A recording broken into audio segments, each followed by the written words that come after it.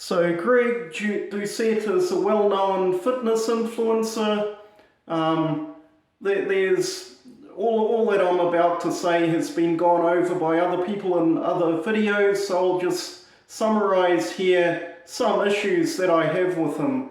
For one thing, he's a fake natty, which is to say he builds a physique using drugs, sells supplements that don't work, under the implicit assumption that you will look like him if you use those supplements as opposed to the drugs he used. Now you might say, but he's not a fake natty because he admits to using testosterone replacement therapy. Well, I'm just guessing, of course, but I'd say he uses a lot more than that. Now, he also advocates the calories in, calories out, calorie is a calorie, count your calorie, lose fat by a calorie restriction diet, which is demonstrably false, and it doesn't work. It's false as they portray it, and it doesn't work under most circumstances, and I've gone over this elsewhere.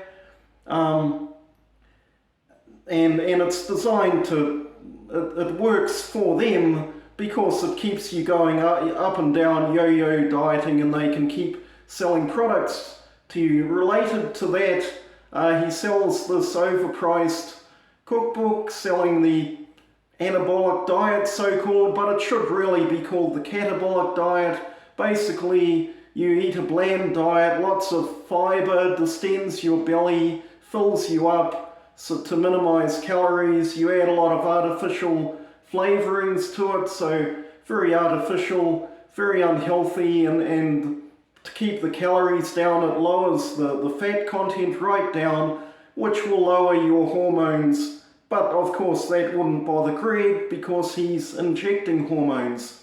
Now related to that, his whole premise seems to be going in the direction of getting people into a Weight Watchers neurotic woman type mentality, whereby instead of wanting to get big and swole and strong, you're obsessing over getting leaner and getting less inputs and satiating your hunger and, eating less than last time and putting the fork down and all this, which once again doesn't work, and it's not going to get you swole. I mean, he's essentially given up on that, so I'm not sure why anyone, if you want crappy diets that don't work, well, why wouldn't you go to Weight Watchers? They specialize in that nonsense. But he keeps, I don't know why he's wanting to go down this route. Maybe it's to sell products, maybe it's an even worse motivation, although it seems to be encouraged for whatever reason.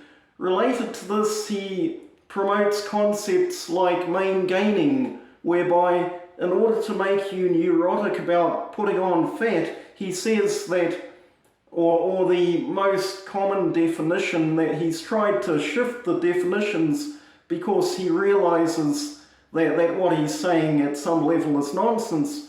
But what he implied was that you can gain muscle from a lean body weight without getting a higher percentage of body fat, which is generally either not true, either you can't do it, or it's not the right way to do it. It's very inefficient. Bodybuilders generally have to bulk and cut. That's just the way it is if you want to put on a lot of muscle naturally. But then, of course, Greg is not natural. So basically, it's terrible advice. It's designed to it would quite likely create eating disorders. It's designed to sell products that maybe has even worse motivations, to making you obsessed with body fat and being lean instead of being swole and functional. Although Greg then tries to cover himself by saying, oh, you shouldn't get down to single-digit body fat. Yeah, you know, that's just dishonest. So really, I mean, is it wrong? I guess, does it make you a bad person to make millions of dollars by doing nothing but harm, like I think Greg does?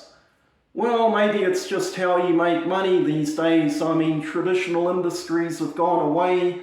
We're all just taking a piece of the corpse at this point. But yeah, in any case, I mean, if you want to get big and swole and strong and lean, don't be listening to grifters like Greg. See you.